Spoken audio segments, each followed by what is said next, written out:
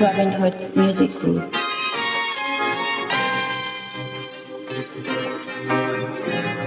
I'm definitely agreeing with you about the point you made about selective outrage. I think it should have been far more outrage about making the stallions twerking at a presidential rally for the first black, potentially the first black president in the country. So yeah, I'm agreeing with you there. But at the same time, like my opinion is that like we played a major role in building this country. You know, there is no American culture without black culture. And the flip end is, you know, to the people who are criticizing these rappers or entertainers for showing up, how do you feel about presidential inauguration, despite it being Trump, where we're not even represented at all? And so, two people that really inspire me, you know, that I listen to strictly to be inspired are Nat King Cole and, believe it or not, Sammy Davis Jr. Because back in their days, like they had to go and perform in clubs where they couldn't even be served, right? They had to go to clubs, show up, come in through the back. And if you really listen to their live music, you would see that despite coming in the back of these clubs where they could not even be served, like they sung to perfection. And I have to wonder if that level of excellence, like really take some time to listen to them. Listen to randomly pick any song by either one of those artists and just listen to the level of excellence that they had to display despite like I have to wonder if that played a role in breaking down like racial barriers and stereotypes. And I'm not saying that it was okay for them to have to come in through the back, but I am trying to say that, you know, on certain platforms, like it's good for our excellence to show up. Now, with that said, you know, Sammy Davis Jr. and Nat King Cole, they were showing up in tux. They were showing up squared away, right? And whereas we're showing up, hate to use this language, a lot of times acting a damn fool. Um, and so um, I'm just wondering if like it's the same type of thing going on. And so I'm sort of torn over it because this is our country, right? You know, that we helped build. Um, and how should and I don't believe there should ever be a presidential inauguration, regardless of who's being inaugurated, where we're not present and represented. And I mean that's just what I think. I'm gonna go ahead and take a position. I have a hard time imagining that if I'm Nelly, who is not a politician, who is not a policy or thought leader in this country, who is an entertainer from St. Louis, who plays a gig in Vegas every weekend or in Houston every weekend for X amount of money. I have a hard time imagining that if a presidential inauguration committee reaches out to him and offers his market rate plus some, that he wouldn't do it. I have to imagine that within the context of his profession, that is a reasonable choice for him to make. And frankly, like, to suggest he shouldn't do it is for us to vest our politics onto him in a way that I probably don't think is fair to Nelly. Right? Nelly has not asked to be anybody's civic leader. Ferguson happened in Nelly's backyard. Nelly wasn't. Nelly has had an opportunity to be a community leader, and he's chosen that that's not what he does. That's not to say he has not done anything to give back to that community. Or same for Snoop Dogg. We know what type of charitable presence Snoop has been, but I just don't think it's fair for us to put on them, hey, practice your professional exercise every day of the year, but don't take that gig. Don't take that gig because let's be honest. No, real quick. Let me get this out. It's weirdly dehumanizing, and it's kind of this thing that the left has where we have this ability to be very condescending about people who don't live a purely leftist virtuous life in a way that we would like to see from people who watch MSNBC all day.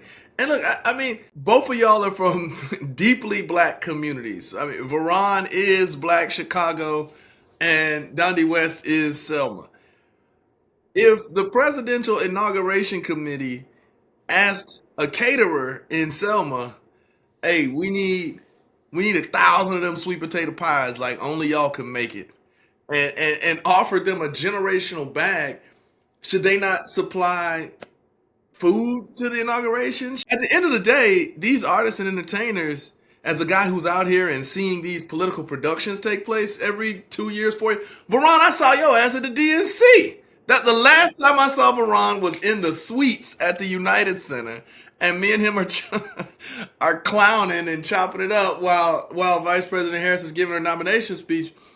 But ultimately, we've seen these productions year after year, and Snoop Dogg and Nelly are vendors. They are vendors to a multi-million-dollar corporation, and I want as many of those vendors as possible to be black. And so I have a hard time understanding how you can fix your thumbs to virtue signal to them about what kind of money they should get. And I get it. I'm not a Trump fan. I get it. I get it. I get it. But Nelly ain't no politician, and Rick Ross ain't never asked to be black people's moral compass. Kind of oppressive in a sense. Mm. You know what I mean? When you talk about this extreme left, this, it's really oppressive. It's pretty much, you need to do what I agree with. You need to do what my party agree with. You need to do what this group agrees with, or you are an enemy. And I have a huge issue with that. There's a I lot of have a that. huge issue with that. Um, It reminds me I, of how Ice Cube got clowned because he chose to have a dialogue with the just a with conversation. right, and it's like it's almost, and I'll go a step further, Veron. See, I Like it ain't was with that almost though, like, Duke. No, Dundee. I'm gonna make a distinction between Rick Ross, Snoop Dogg, Nelly, Chrisette Michele performing as a vendor at an inauguration, and Ice Cube taking it upon himself to present an economic plan to the Trump administration. Ice Cube, smart man, accomplished businessman. He has every right to petition his government, just like all of us do. But Ice Cube is not our policy leader, right? Such that's that true. his ideas and thoughts should have a prominent position in a Trump administration before any presidential administration, because the reality of the matter is whatever Ice Cube wanted to talk about, as I recall, he presented a platinum plan for black American success to the White House. What I And it wasn't a dumb plan, but Ice Cube is not who I'm looking to for policy leadership, right? So what I understood, I didn't see that he was trying to be a policy leader or anything like that. The main thing, if I could just sum it up to one sentence, what I saw was what Ice Cube was trying to do is, listen, what can we get for our vote? That's it. And that Now, was a fair saying, okay, conversation. well, like what about this? Now, if I have this in my head But and say, that's a like, that's a what do you policy think about discussion. this? That's a policy discussion in So exchange listen, for the listen, a African American policy. vote. He told Trump, in exchange for the African American vote, which theoretically O'Shea Jackson Sr. can help deliver. What can I get? What can we expect from our people? And that is inherently a policy discussion. But And but but but Don, what's wrong with that? Because What's wrong what's with wrong it? with it is I don't need Ice Cube to lead my policy discussions. Because what if Trump had said, "Hey, I'm going to give y'all X, Y, and Z"? I don't know that Cube is the best person to evaluate whether or not this is of value for the African But American. Because I Don, know policy. who else was keeping it plain? See, we could talk politics and we could talk all this elusive language that, let's be honest, 99.9% of our people do not understand. Okay? We can talk that all day and put it out and print it up and talk about it versus someone like Ice Cube, who talks like me. I won't say because y'all, Don, you're politically inclined. You're an intelligent guy, Cube talks and of like course all of you, us. Don, you a whole lawyer. You know what I'm saying? I'm the average Joe on the street. You know what I'm saying? So someone like him who talks like me, and I can understand what he's saying, and in layman's terms, just say, what can we get as the black community for our vote. Bro, I here's the don't see problem with that. anything wrong with that. Let me chime in just real quick. I just the problem is that the Trump administration is not going to the members of the Congressional Black Caucus, most of whom are everyday working black people, and saying, what can we do for you? They're going to exploit Ice Cube's celebrity and saying, Cube was with us, like us, black people. No, why don't you talk to Justin Bibb, the mayor of Cleveland? Why don't you talk to Randall Woodfin, the mayor of Birmingham? And they're not doing that, which kind of detracts from the entire credibility of the operation. They're celebrity courting. And I don't want celebrities talking to the president about what policy is best for our grandmamas in them. I mean, point well taken. The only thing I would offer is, Cube, it wouldn't be an Ice Cube as we know him to be now, which has gone from a rapper and a writer to being like, an entertainment powerhouse by all measures. Movie Had mogul. he not stepped out on a limb and tried to educate himself about what was really going on when he was a part of NWA, That's right? true. That's Like true. him being willing to make informed decisions and step out on a limb arguably might have changed rap as we know it. So the way I took Q when he was talking to or looking to have a dialogue with Trump was, before I get out here and say something, I'm trying to educate myself. I don't think he was trying to push a policy agenda to Exactly.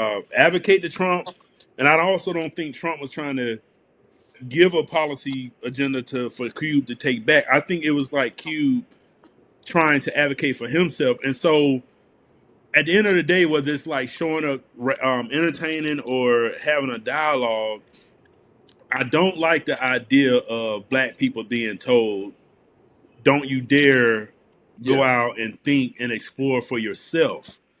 Because my thing is, like, let's just say I'm a guy that's dating a woman, right?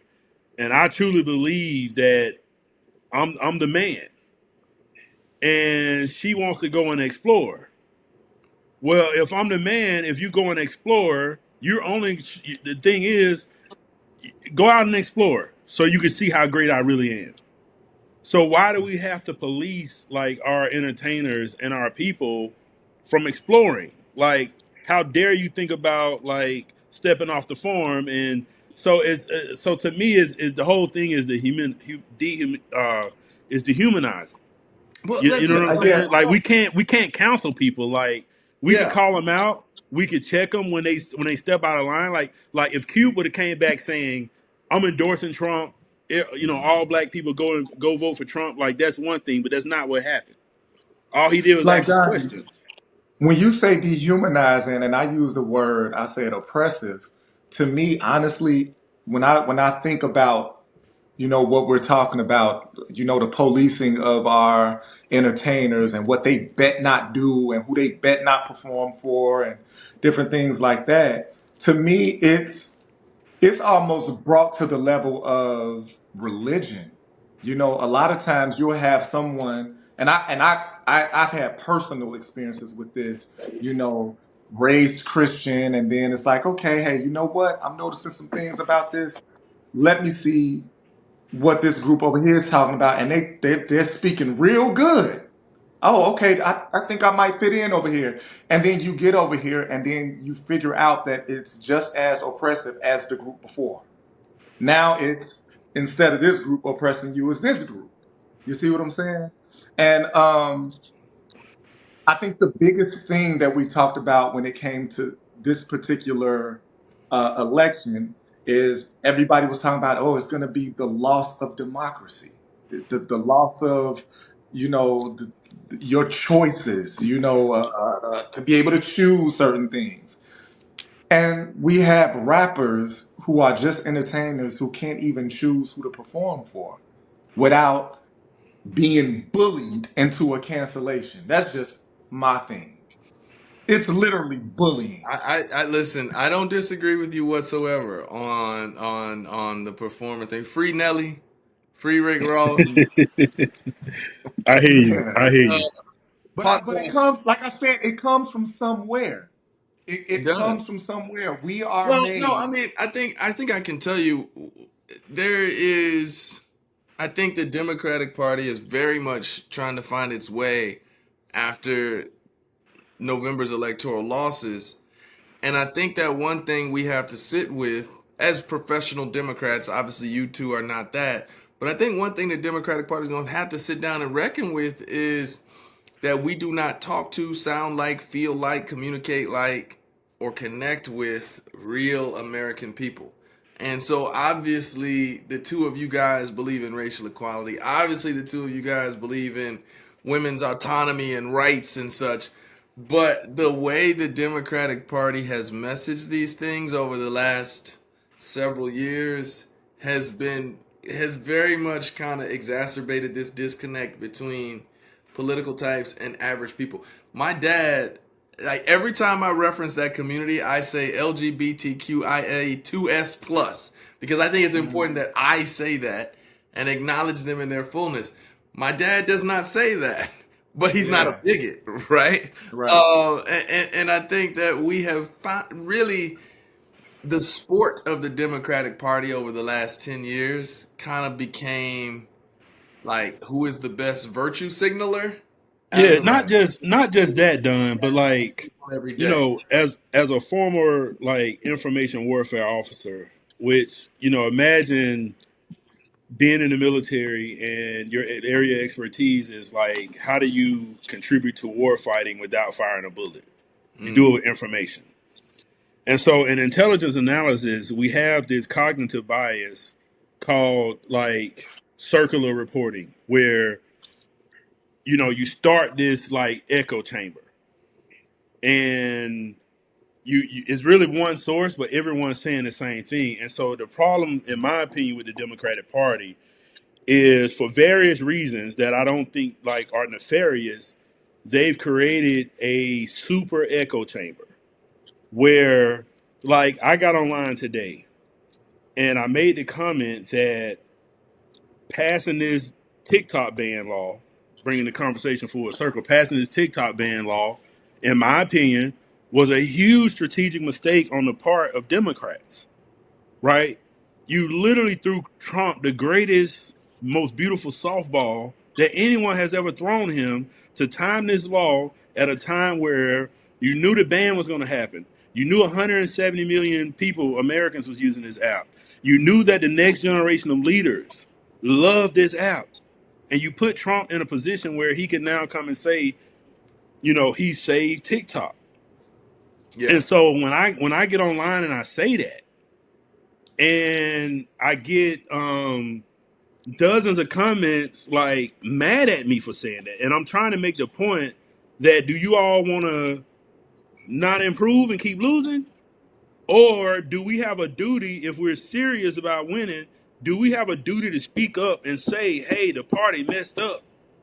Right? But That Gandhi, to me, that's the most patriotic thing that I can do, instead of sitting quiet and pretending that that wasn't a strategic blunder. The most patriotic thing I could do is to speak up and say that was a blunder, right? Regardless how you feel about TikTok and national security, you threw Trump a softball. And I can tell you, I don't know about your teenagers, done, and whether or not they're on TikTok, but I can tell you, like, in my household today, like, I saw some hurt faces. Like, I had to sit my kids down and talk to them about that. Like, and so, like, this echo chamber that the Democratic Party has, where it's like, if anyone dare criticizes, like, we yeah. have lost the spirit of, I'm just giving feedback, is calling out this is a mistake, because if no one says it, the Democratic Party never is going to know about it. So how do the But Democratic Party get better if no one can criticize it? so Dondi and Don, what I feel is like, I just feel that, like I said, it's oppressive supremacist behavior. I mean, that person at the top, like I said, it comes from somewhere. When we talk about the Democratic Party, I'm saying the behavior came from somewhere.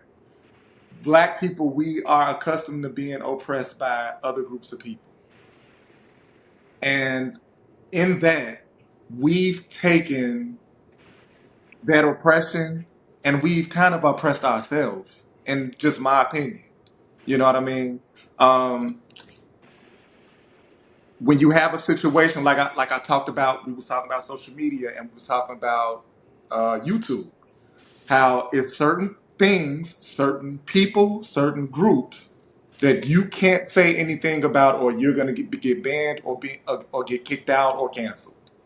We all know about is certain things you can't say on that tube on TV, or you will be banned, cut off, castrated, whatever you want to call it.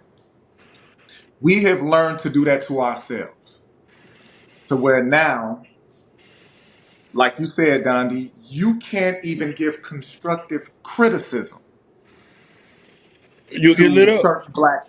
You, You I can't have to, even give I have to constructive caveat, criticism. I have to caveat what I'm saying by saying, hey, I have to go through the litany of disclosing. I'm not a fan of Trump. I did not vote for Trump. However, and I know you don't do that, Veron, but we messed up on this TikTok thing. But the way we rolled Kamala Harris out was off-putting, to a lot of America. Like, but if I say that, then it's like I get checked harshly. You know what I'm saying? And so it becomes, and so, but let's look at the opposite, because I'm down here in Alabama in Trump country, right? And I want to tell it to you from his people's perspective, right? When the Biden administration was cracking down on crypto, they were cracking down on crypto. People were going to people in the Trump team, like yelling, like, we want our crypto. And see, we have to remember that what I would call a competitive advantage that Trump has is that he's always been a showman and a salesman. And so when he hears a critical mass of people saying we want crypto, he pounces on that, right? But in the Democratic Party, the critical mass can never even exist, right? Or if it's not toting the party's lines, then it's like, and so a good salesperson, you like, if I'm making a shoe company, like, I'm gonna try to make shoes that appeal to everyone who might want to buy these shoes, right?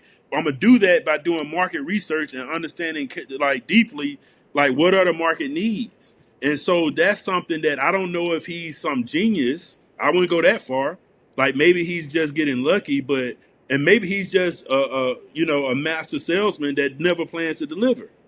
But the truth of the matter is that his base believes that he delivers on what they want. Where in his base, and so people are like, and we so busy trying to call him out, like, well, he wanted a TikTok ban. Now he don't want the TikTok ban. And you can look at it like he's a hypocrite, or you can look at it like he got some feedback and changed his stance. And he bounced on a voting population that's the next wave. You get what I'm saying? So he adjusted. And so what if it was a situation where if the party line was to be anti-crypto, and the people who ended up, all these young people who wanted TikTok, I'm sorry, not anti-crypto, anti-TikTok. Like, if the party line was to be anti-TikTok, what if all these kids that wanted TikTok, who came from conservative households, would have been told, shut up, don't you dare say that. That's the most incorrect, rude, cruel thing you ever said, and don't you ever repeat it again, right? But that's not what happens in their party. What happens is that's a lot of people saying that they want TikTok. I know I said I spoke out about TikTok, but the numbers are showing that I don't need to be speaking out about TikTok, and they adjust. And so that's what happened, both on the issue of TikTok and crypto. And so it's like we got to get rid of this echo chamber. That's what we have created. We have created an echo chamber where the average American has to, or the average, like, Democratic voter has to tote the party line, and don't you dare step out of line and offend anybody. And I got to ask y'all as we close. Obviously, I'm a professional politician. Y'all are not. But do blue collar, working class, everyday black men see themselves represented in any political party in this country anymore, or particularly the Democratic Party? I mean, I would say no. I would say no, specifically to the Democratic Party. Like, because here's the thing. like what specific policy objective did the Democratic Party have that spoke particularly to black men? I can't think of one. And so I'm educated enough to where I research these issues deeply, right? I had plenty of arguments. Like I had like older frat brothers who were my mentors had to call me up and pull me up because for a minute, like, I used to always go around saying, the black vote needs to be in play. Like I eventually came around and did vote for Kamala Harris, but for a lot, when you asked about the average blue collar black man, for the average blue collar black man, it's like I'm not hearing from anyone over here in the Democratic Party, but you got a guy over here who has a reputation of being about money. So when I'm getting dumped on every day about being able to provide for my family in a terrible economy that's full of inflation, under this guy, whether it's his fault for the inflation or not, under this guy, I'm trying to put food on the table, and I hear that the party over here, this party is not speaking to me. My main goal right now is putting food on the table and feeding my family and surviving. But I hear that this guy is all about putting money in your pocket. So it's Money in your like, pocket. it's no surprise that the black male, now granted, black male, let's be clear, black male vote came in second behind Kamala, right? But, I don't think people can, and so it's like, and the problem is that it never occurred to anyone that black men really do want to provide for their families. Yeah. Yeah. They really do And it want was to come also home with the it was also groceries. in that echo chamber that it Right. was that We really black do men were want the to come home problem. with the groceries. We Yeah. really do want to put a roof over our family's head. Like we want our kids to live better than us. And you ignored that issue? Yeah. You nailed Like, it come with that on. echo chamber, man. Come on. Like, that's what's going on with the average black man. No one is thinking and giving him a way of the number one priority, the thing that he goes to bed stressed about, the thing that most black men die around 55 years old about, is feeding and protecting our families. Like no black man wants to be the deadbeat that people have been led to believe we want to be. Right? Mm. And so to me, the whole thing comes from a very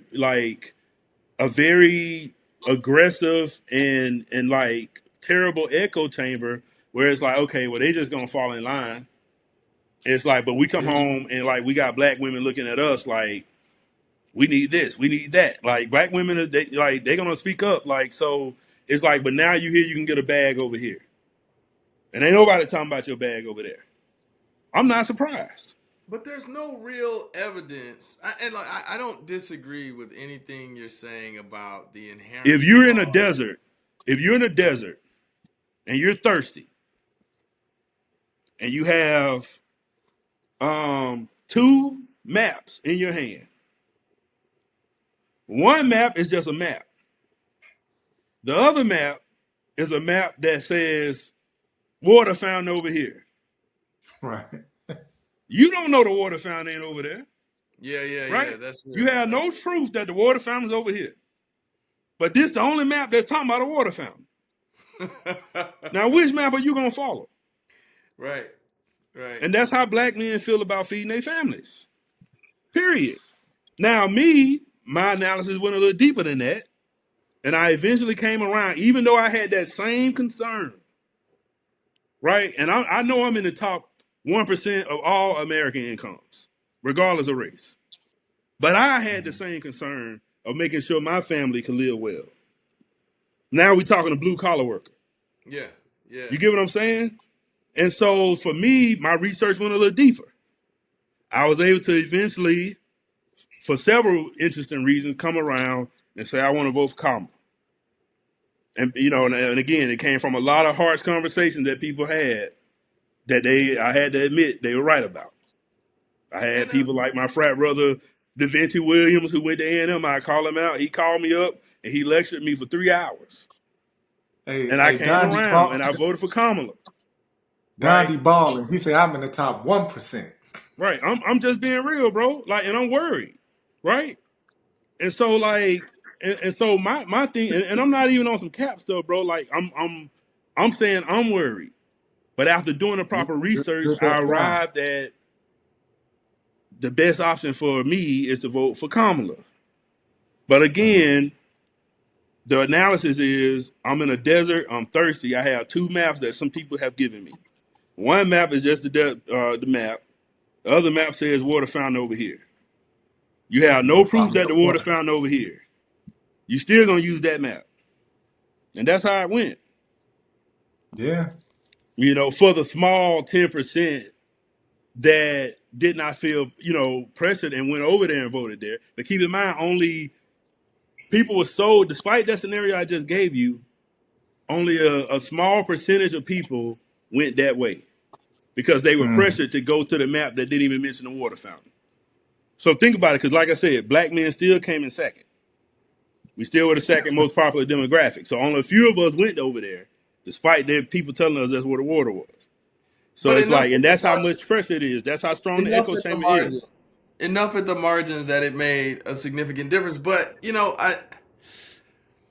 I can't really have that conversation because to me, the election was not a free and fair election. I mean, it's been 20, we are more than 25 years into the internet, but we are 25 years into, okay, most people's information news comes from the internet. That's nothing new. I felt like this was the first election in which most people's information about voting and the election in general came from the palm of their hand, meaning their phone. And if it came from the palm of your hand, then it came from probably one of 5 source apps, all of whom are going to be represented on that inaugural stage tomorrow. And so it felt to me like, per our conversation we're talking about earlier about TikTok, TikTok is not the only company promoting and demoting certain types of conversation. If you look at Trump's campaign for the last 3 weeks of it, dude was talking about Arnold Palmer's dick and he was on stage dancing, singing. There, Mm-hmm. like, there was no ground game for the Trump campaign. I have done voter protection work for 12 years now since the Supreme Court gutted Section 5 of the Voters' Rights Act. And probably like midsummer, I was starting to see, man, I'm not seeing the closing of polling places, the shortening of polling place hours, the purging of voter rolls. You're not seeing those traditional aspects of voter suppression because they didn't have to. It was it was algorithmically compromised, if you will, in a way that I think it amounted to it not being an entirely free and fair election. And Democrats are talking about who's going to run next, and Gavin Newsom and Big Gretchen Whitmer and Wes Moore. And I think all of that misses the point that the horse race doesn't matter, the personality doesn't matter if we do not have a response for the election being what I call algorithmically compromised from the beginning. It's as though Democrats are trying to slap the floor Duke style and play a matchup zone and slide their feet while Republicans are turning out the power to the stadium. And we don't have any answer for that 4 years from now.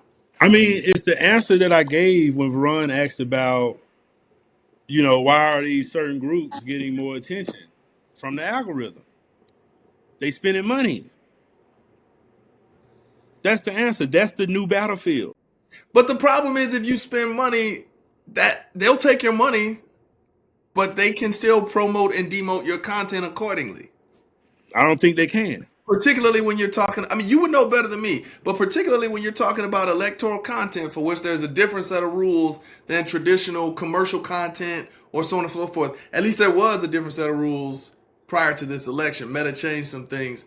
But even with your promoted content, I can still decide what I want to put in front of certain people. And so I have no doubt that specific disinformation and misinformation was put in front of black men. I have no doubt that particular pro-Trump propaganda was put in front of African American people, particularly black men, and particular Kamala's a cop, all the anti-Kamala stuff. Like, it feels to me, and I'm not even saying it's illegal, frankly, but it feels to me that in a very real way, all of our information about the election coming through 5 source apps. What are we talking about? Instagram, TikTok, Facebook, uh, the Washington Post, owned by Jeff Bezos. It feels like most of our information coming off our phone for the first time changed this election in a fundamentally different way, even being 25 years into the internet giving most of our information about election process. And for me, I think it's fundamentally like again, like with these new and emerging technologies, like there's nothing new under the sun. And what it sounds like to me is that you just have a new dynamic by which how campaigns are run. That's right. That's right. And in this, with the advent of technologies like TikTok and different platforms, you could either choose to be Netflix or Blockbuster. If Netflix would have remained in the DVD and the movie field, like they would have went out of business just like Blockbuster. Somebody else would have came along and started streaming. Now look what you don't see a Blockbuster anymore. Like that's what happens. And so like we got to remember this country is not very old, so it's going to go through new iterations. It's going to have different environments, different ecosystems. And so what you're dealing with now is a new political terrain that's been created by these new and emerging technologies. Key thing being AI. And so what you need to really be thinking about is whether or not one party has adjusted, better in these new and emerging technologies. Because let's just think about it, like, But the point is, if they own them, then yes, they've adjusted better. If the party who has Republican interests owns the emerging technologies, there's no way around that, right? There's no way of succeeding in that environment. In I theory. think I think it is. I think it's you have to start taking real steps instead of just having these intellectual conversations. Like you have to take real steps to empower. Like you have to take real steps to empower your people. Like put more money in communities and let us loose with AI. You get what I'm saying? Like if I had some say so over the Democratic Party right now, it's like your constituency needs to know how to innovate. You know, where's the check to how good black boys got with basketballs? Throw us AI. You get what I'm saying? So we can have an AI of AI. You get what I'm saying? Like you know what I mean? Like throw us AI. Like so what's going on is you have all the the the income and the inequality in income creates a situation where now this party over here, their constituency has tools at their hands that can leapfrog everything they're doing.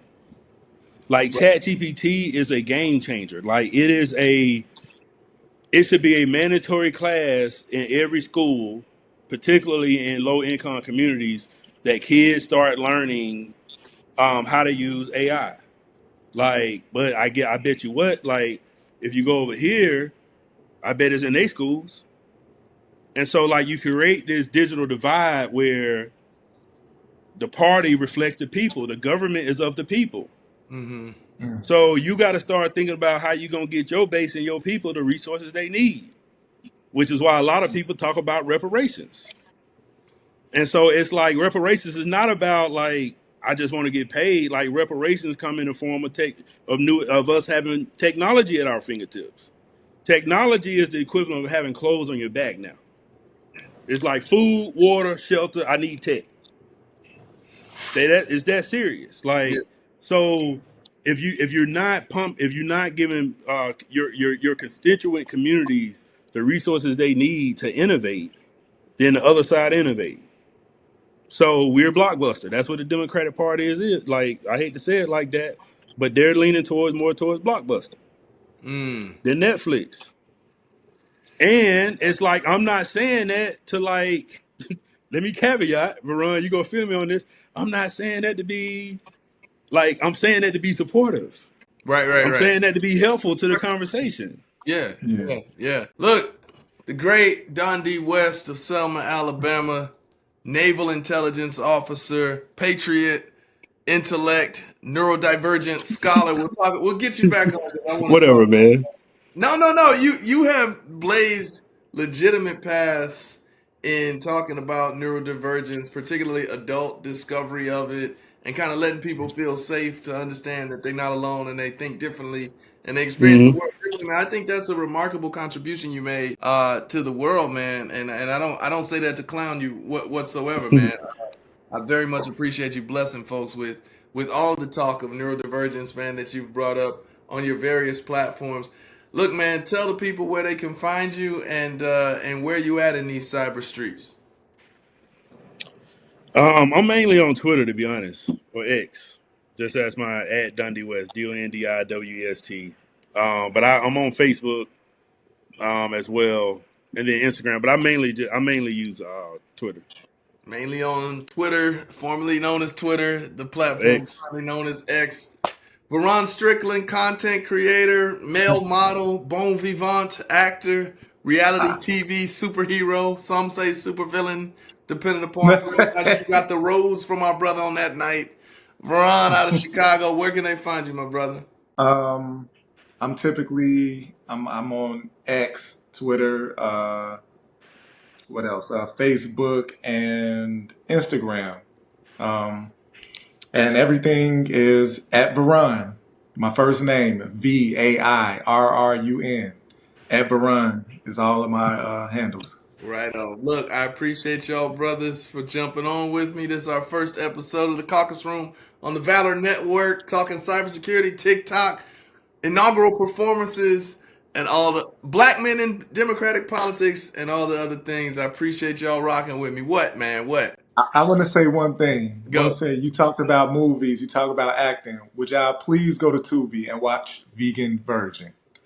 So, Plug Vegan yourself. burgers. Vegan Virgin on two. I seen you laying vegan. on top of some girl on a bed on that I seen that. Vegan Virgin on Tubi. Folks gonna get mad because Tubi's owned by Fox. That's what I hear. Folks gonna get mad at you again. Folks gonna get mad at you again, but you gotta plug your Yeah, product, man. exactly, exactly. I respect it. All right, this is the Caucus Room on Valor. Appreciate y'all for coming on. We'll see y'all next time. Going. Thanks for joining the Caucus Room on Valor. This is our first episode on the Valor Media Network. And shout out to Ken and everybody over at Valor for including us, as well as Jason Kander and Men Talking Mindfulness, all of the guys who we are privileged to be on this new network with. A quick thought before we sign off. The Trump administration is not the administration that I voted for. I wish Kamala Harris was going to be inducted tomorrow as our 47th president. However, I have to, in my old age, train myself, my colleagues, my friends, my family, that we are concerned about progress and we are concerned about making progress on the issues that we care most about. And that is a mission that carries on regardless of who is the occupant of 1600 Pennsylvania Avenue. As a matter of fact, I would suggest that if you don't plan to hit Capitol Hill or your local governor's office or your mayor's office or even your city council, if you don't plan to continue to advocate for the causes that you cared about under the Trump administration just as much as you would have under a Biden-Harris administration, then you probably don't care about those causes that much. And they're probably not that important to you, and probably something that's not that important for you to be putting time into in the first place. So all of the causes that I care about, equity for HBCUs, opportunity for all Americans, I expect to be right down the road on Capitol Hill, at the White House, and with whoever wants to work with me, going after it on those issues just as hard as I would have had the election turned out the other way. And I'm optimistic that in this universe of uncertainty, maybe even chaos, I'm optimistic that if I advocate vigorously for what I care about and consistently and show up and make the arguments to the right people, I'm confident that I'll be able to find common ground in the Trump administration and beyond, because I think that there are people that care about what I care about, and I think this opportunity, this administration will present a significant opportunity for progress. I'm Don Calloway. Thank you for joining the Caucus Room on Valor. We'll see you next time.